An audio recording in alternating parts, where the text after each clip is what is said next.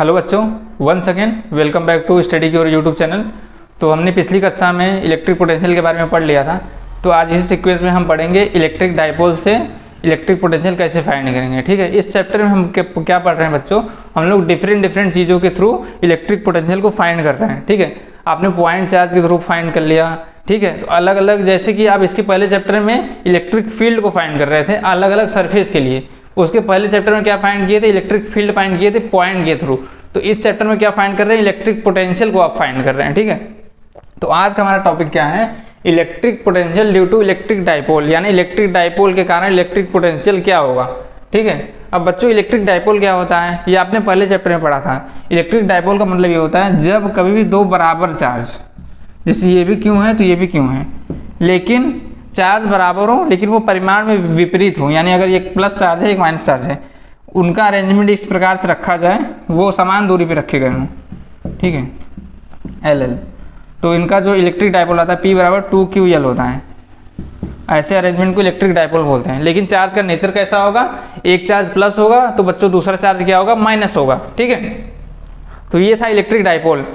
अब हम क्या करेंगे बच्चों, यहाँ पे हमने क्या लिया है, एक डाइपोल सिस्टम अपना बनाया है, एक वायर है। ठीक है, इसके बीच की डिस्टेंस यहाँ से यहाँ तक की A है, यहाँ से यहाँ तक की B है, यानी जो टोटल इसकी लेंथ है ये 2A है। ठीक है, और इसके कॉर्नर पे दो चार्जेस रखे गए हैं, एक चार्ज प्लस क्यों है, अगला चार्ज क्या है, माइनस क्यों है। ठीक है, और इससे कुछ दूर पर, यानी कि ये इनफाइनाइट दूर पर, इस P पॉइंट पे आपको क्या निकालना है, इलेक्ट्रिक पोटेंशियल यानी V की वैल्यू फाइंड करनी है। ठीक है, तो हम क्या करेंगे, यहाँ से परपेंडिकुलर ड्रॉ करेंगे ऐसे P के पास तक। ठीक है, और यहाँ से भी ड्रॉ करेंगे, तो यहाँ से यहाँ तक की डिस्टेंस हमने R1 मान ली, और यहाँ से यहाँ तक की डिस्टेंस ये वाली R2 मान ली, और ये बीच की डिस्टेंस आपने क्या मान ली, R मान ली है। ठीक है, एक बार फिर से देख लीजिए, यहाँ से यहाँ तक की डिस्टेंस आपने R2 मानी है, यहाँ से यहाँ तक की R1 मानी है। ठीक है, और उसके बाद इस पॉइंट से यहाँ पे एक परपेंडिकुलर ड्रॉ किया है, और इस पॉइंट से यहाँ पे एक परपेंडिकुलर ड्रॉ किया है। ठीक है, तो बच्चों अगर आपने यहाँ परपेंडिकुलर ड्रॉ कर लिया है तो R1 की वैल्यू कितनी आएगी, R minus A cos theta. ठीक है, यानी ये डिस्टेंस आएगी टोटल।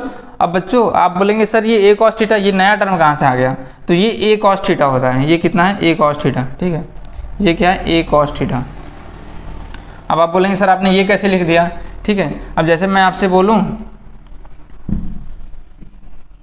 कि अगर ये हो, आपने पढ़ा है पहले ही, जो ये वाला कंपोनेंट होता है हॉरिजॉन्टल कंपोनेंट, ये cos थीटा का होता है। ठीक है, और जो वर्टिकल कंपोनेंट होता है ये sin थीटा का होता है।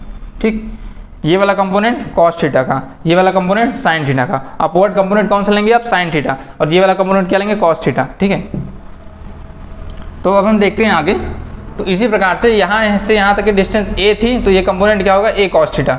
यहाँ से यहाँ तक की भी डिस्टेंस A थी बच्चों, तो ये कंपोनेंट क्या होगा, A cos थीटा। ठीक है, अब देखो ये चार्ज प्लस क्यों है, ये क्या है, माइनस क्यों है। तो जब अगर आप V फाइंड करेंगे तो V बराबर क्या आएगा, प्लस चार्ज के कारण इलेक्ट्रिक पोटेंशियल हम Vp ले लेंगे, और माइनस चार्ज के कारण इलेक्ट्रिक पोटेंशियल Vp मिलेंगे, माइनस मिलेंगे। ठीक है, माइनस Vp।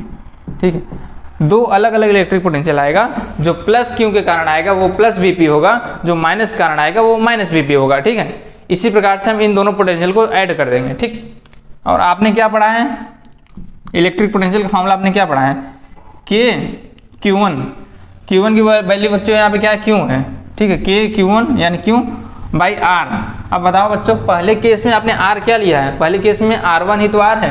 जैसे मैं यहाँ से बोलूँ तो ये क्या है, R1 ही तो R है, तो R1 की वैल्यू कितनी है, R minus A cos theta. क्या है R minus A cos theta, ये R हो गया आपका। और यहाँ पे माइनस V है ना, तो माइनस Vp है, तो आप यहाँ पे क्या ले लेंगे, माइनस ले लेंगे। ठीक है, अब देखो बच्चों अगला केस क्या है, KQ। यहाँ पे भी क्या आएगा, KQ आएगा, लेकिन मतलब KQ यानी कि 1/4 पाई एप्सिलॉन नॉट हो गया।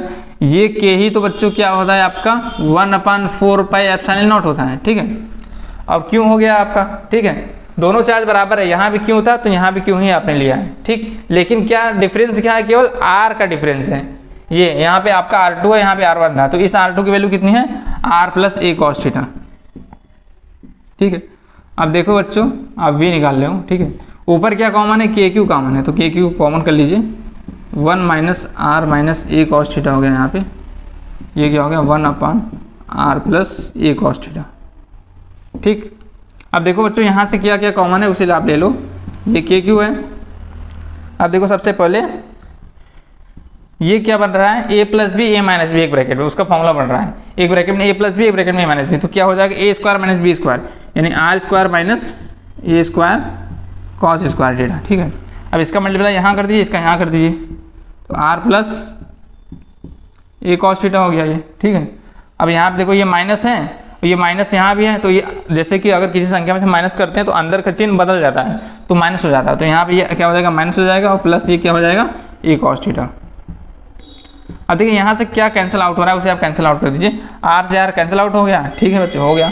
अब देखो और क्या है, यहाँ पे ये ए क्या है, बहुत स्मॉल दूरी है, यानी कि अगर आप इलेक्ट्रिक डाइपोल का फॉर्मूला मतलब डेफिनेशन पढ़ेंगे तो वहाँ पे क्या होता है, दो बराबर चार्ज, किंतु मतलब दो बराबर चार्ज होंगे, परिमाण में विपरीत होंगे, और क्या होंगे, अल्प दूरी पे रखे गए होंगे, बहुत कम दूरी पे रखे होते हैं। इलेक्ट्रिक डाइपोल की परिभाषा में ही ये सीधी सीधी बात लिखी गई है, दो बराबर चार्ज रहते हैं लेकिन वो बहुत पास पास रखे गए होते हैं, तो यानी ए और ए, ये इसकी वैल्यू क्या होगी, बहुत छोटी होगी। ठीक है, यानी क्या होगा, आपका जो आर है, आर इज ग्रेटर देन ए, यानी जो आर है आपका वो ए से बहुत बड़ा होगा। ठीक है, ए क्या होगा, बहुत छोटा होगा।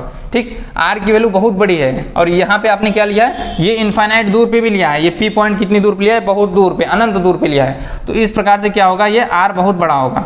ठीक, तो यहाँ पे आर बहुत बड़ा होगा, ए बहुत छोटा है, तो हम यहाँ पे क्या कर सकते हैं, ए को 0 ले सकते हैं। ठीक है, ऐसा क्यों ले रहे हैं, क्योंकि आर क्या है, बहुत बड़ा है ए से। ठीक, तो आप यहाँ पे सिंपल रिजल्ट देख लीजिए, ये क्या है, के क्यू, ये क्या था, ए कॉस थीटा था। ठीक है, ये आपका आर से आर कैंसिल हो गया, ये क्या है, ए कॉस थीटा, और नीचे क्या आ गया आपका। अब बच्चों ये बताइए, अगर आप यहाँ ए की जगह पे 0 रख देंगे, ठीक है, तो अगर 0 का मल्टीप्लाई इसमें होगा, अगर ए की जगह पे 0 रख दिए तो 0 का मल्टीप्लाई कॉस स्क्वायर थीटा में होगा, तो ये पूरा 0 नहीं हो जाएगा। ठीक, तो यहाँ पे क्या बचेगा, केवल आपका आर स्क्वायर, ये तो 0 हो गया, केवल आर स्क्वायर बच गया। ठीक, अब देखिए बच्चों, ये यहाँ पे क्या बन रहा है, v बराबर आपका क्या आ गया, 2q k। ठीक है, 2q k लिख सकते हैं, पहले 2q a लिख दीजिए इंटू के cos theta by R square. ठीक है, अब ये बताइए बच्चों, P बराबर आपने क्या पढ़ा था, 2ql पढ़ा था, डाइपोल मोमेंट का फॉर्मूला, P बराबर क्या होता है, 2ql, लेकिन आपने यहाँ पे क्या लिया, 2qa लिया, l की जगह पे आपने a रखा है, तो ये भी क्या है, डाइपोल ही है, बस आपने क्या किया, सिंपल l की जगह पे मैंने यहाँ पे a मान लिया है। ठीक है, अगर मैं यहाँ पे l मानता तो भी सही था, a मानता कुछ तो भी सही था, आप तो कुछ भी मानिए, उस वो तो मैटर करता नहीं है। ठीक है, तो यानी इसकी वैल्यू क्या हो जाएगी, P हो जाएगी, तो क्या हो जाएगा, P kp cos theta by R square, ये आपका क्या आ गया, v की वैल्यू आ गई। ठीक है, तो आपने क्या निकाल लिया, ड्यू टू डाइपोल से इलेक्ट्रिक पोटेंशियल निकाल लिया। कितना आया आपका रिजल्ट, मैं यहाँ पे एक बार फिर से लिख दे रहा हूँ, v बराबर क्या आया है, kp cos theta by R square. ठीक, इसे आप नोट कर लीजिए, इसका आप स्क्रीनशॉट ले लीजिए। ठीक है, तो ये आपका रिजल्ट निकल गया है due to dipole electric potential. तो इस चैप्टर का लगभग सारा डेरिवेशन खत्म हो गया है। ठीक है, और इसमें कुछ चीज़ें थोड़ी बहुत और बची हैं, एक लेक्चर मैं और लाऊंगा, उस पर जो इस चैप्टर की चीज़ें थोड़ी बहुत बची वो करवा दूंगा, और थोड़े बहुत न्यूमेरिकल पार्ट भी करवा दूंगा, तो आपका ये चैप्टर खत्म हो जाएगा। ठीक है, तो हमने कौन कौन से चैप्टर खत्म कर लिया, हमने चैप्टर नंबर 1 खत्म कर लिया, ठीक है, 2 भी खत्म कर लिया, ये तीसरा चैप्टर है, लगभग ये भी खत्म होने वाला है। ठीक है, तो आशा करता हूँ बच्चों आपको ये डेरिवेशन समझ में आया होगा। ठीक है, इसमें कुछ एजप्शंस हैं, हमने कुछ एजप्शन को भी लिया है, उसको भी आप अच्छे से समझ लीजिएगा। ठीक है, जिसका ये डाइपोल वाला पोर्शन क्लियर है उसको ये अच्छे से समझ में आया होगा। ठीक है, तो आज के लिए हम इतना ही रखते हैं, अगर आपको इसमें कोई डाउट हो तो आप कमेंट बॉक्स में जरूर पिंग करिए। ठीक है, मैं आपको बताऊंगा। ठीक है, तो चलिए आज के लिए इतना ही रखते हैं, धन्यवाद।